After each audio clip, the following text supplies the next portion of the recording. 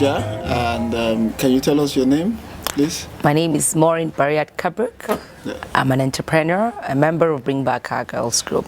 Okay, we've seen you quite a number of times at the Unity Fountain ground. How many days now?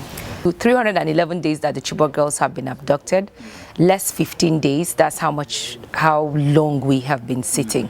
Yeah. So people sit 296 out, days. People sit out every day. Yeah, we sit out every day from 4 to 6 p.m. Okay.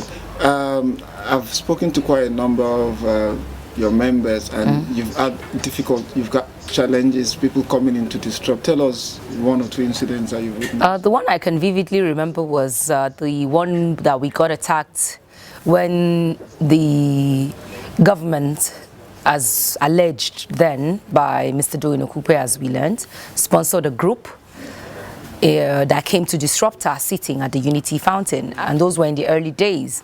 And they used to hire these crowds with these women from the markets that they used to bring with some young people around, and they bring them and they just come and carry placards shouting and chanting, release our girls, because we say bring back our girls. And they came and they were chanting, and we knew it was from the government circle because on one of the days that we protested to the presidency sent a delegation of ministers and some government officials to come and address us.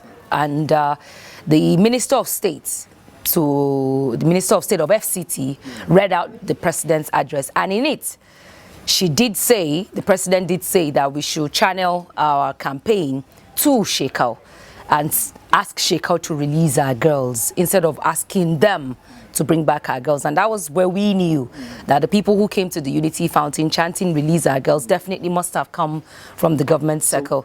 And they attacked us on this fateful day where we were just there as usual as citizens who have rights in their country to express. So what's the difference between release our girls and bring our girls? Because government would have a legitimate request that, look, the president is not the one keeping the girls, it's Shekau. Yeah, he's not the one keeping the girls, but the responsibility lies with the president, because that's what he swore to on May 29th, 2011, to defend and protect the lives and welfare and properties of every Nigerian. And Chibok girls are no exception. It is their right to be rescued. It is not a privilege. It is their right as enshrined in the Constitution. And so for us, who else to hold responsible if not Mr. President? So there'll be this argument that, see, the Chibok girls are not the first girls or first Nigerians that were kidnapped. There have been kidnappings in the South. There were boys that were killed in the Northeast. I think 47 boys murdered. And why Chibok girls? It is as a result of all of these failings, just as you have rightly mentioned now, the 49 Buninyadi boys who were murdered in FGC, Buninyadi, Yobe State. 20 people we learned were abducted at some point in time.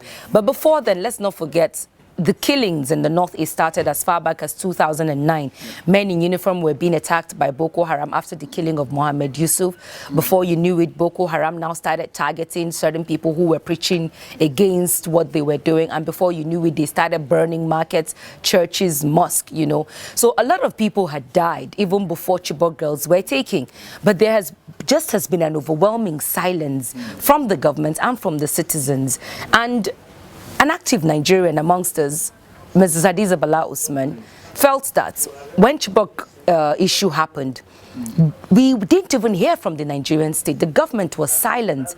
There was this denial of this girl's abduction. Nobody was coming out to speak to us until the parents came to Abuja to protest and insist, because there was this conspiracy theory that was going on. Oh, no girls are missing. Oh, no girls are. And for 18 days, there was no address from the government. But before the 18th day that the president was forced into addressing the country, Ms. Hadiza Bala Usman led the first protest and insisted that, look, no longer shall we keep quiet when anything like this happens.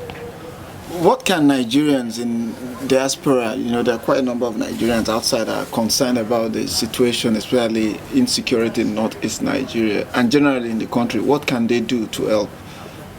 What they have always been doing, which is to help us amplify this advocacy. And honestly, we have to appreciate our partners, our global partners. They have done a lot in trying to sustain this advocacy. And I should think it stems from the fact that we back home have not given up also. Because I tell you, if we had given up on this advocacy as a group and as a people, nothing would be said today about the Chibok girls. They just would have gone the way of the Buninyadi, the every other killings that has been going on without a word coming from the people who are charged with the responsibility of protecting you and I. So the people in diaspora, just as they have always done, we urge them not to give up on our Chibok girls, because those are innocent kids who all they wanted was to be educated so they could have a good life, so they could compete on the same stage with every other person, the children of the rich. They could have an opportunity to in life, and that has been taken away from them. And we cannot, because allowing that to happen would mean that we as a people have failed. We have failed in our capacities as human beings, because what is the essence of being a human being if you cannot empathize with a group of people who are going through this level of pain? So they should keep up with the advocacy, not to give up, and to keep calling on international governments that can offer help to Nigeria to please do so, because we are really in need of it. And in terms of the local media, there was a time there was an attack in northeast Nigeria, and all you had on the front pages of Nigerian newspaper were campaign posters. Do you think the local media in Nigeria are doing justice to the insecurity in Nigeria, especially? Absolutely not. For me, they are part of the conspiracy to not let the world know exactly what is happening in Nigeria. They are part of the reasons also why I think Nigeria has still not gotten the kind of attention that it deserves to get on Boko Haram, despite the fact that Boko Haram has been in existence since 2009. I know what you're talking about. It was the Baga incident. Yeah.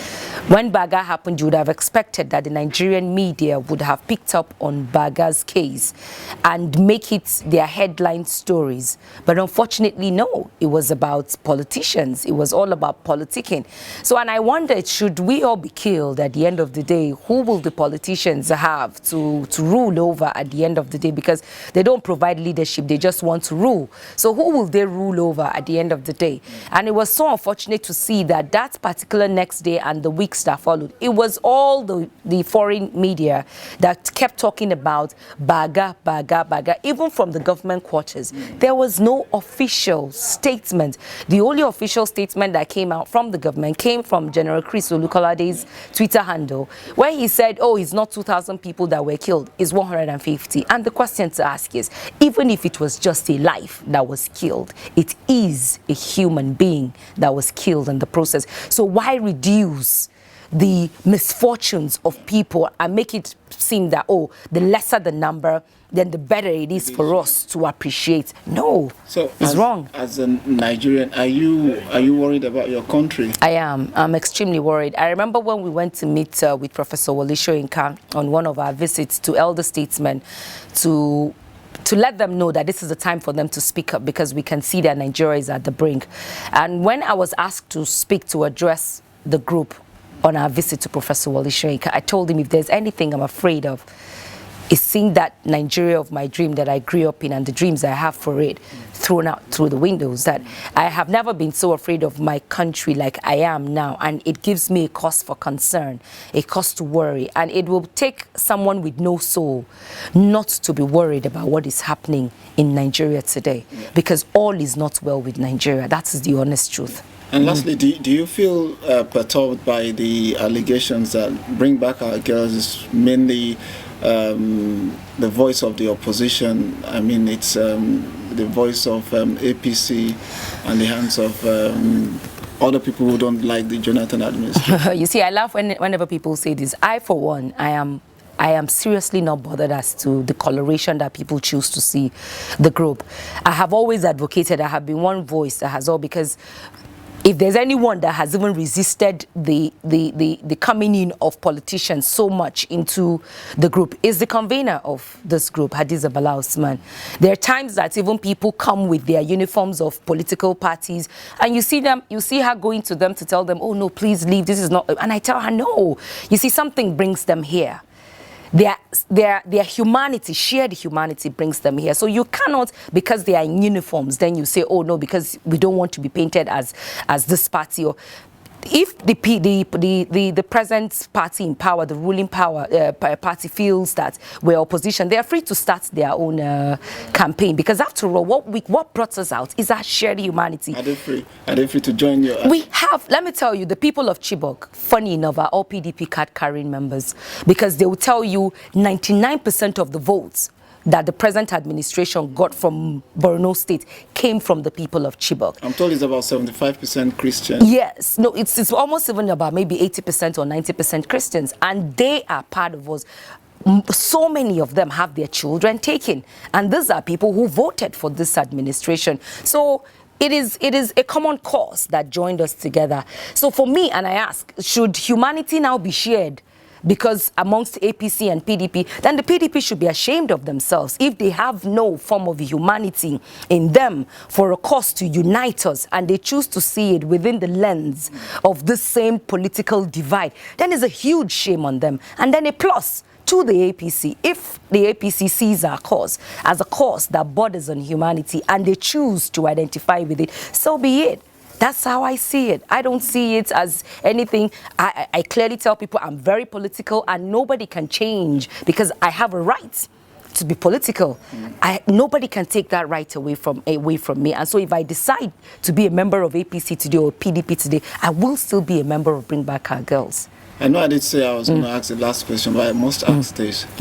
Do you personally feel worried? Do you have incidents where friends or members of your family or just people you know ask you, why are you wasting your time on this if this is really working? Even from my immediate family, my parents, my dad is a diehard PDP person. He's a card-carrying member of PDP, but you know, he sees. And you know what makes me laugh? Anytime he tries to talk to myself and my sister, because both of us are members of the group, and he says, oh no, his fear is even like, you know, what government could do. And I said, then Daddy, for saying that, don't you see there's something wrong with your statements?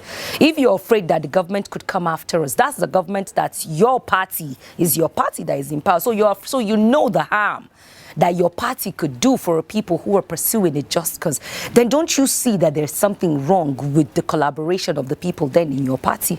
Because there should be nothing wrong. Nobody should be afraid for someone speaking the truth. I remember watching the movie of Long Walk to Freedom when late Madiba had to meet with Frederick de Klerk.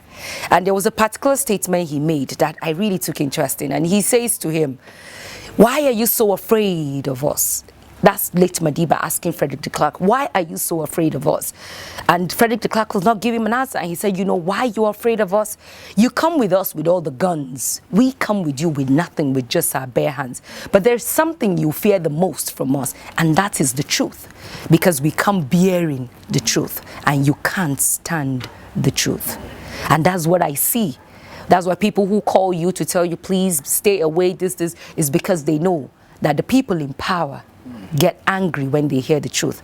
The truth, they are allergic to it. The truth angers them. And the fact that you're staring at them in their faces and telling them the truth means they could come after you, they could kill you, they could do anything to you. And for me, like I always tell my dad, that's an indictment on his party that he belongs to.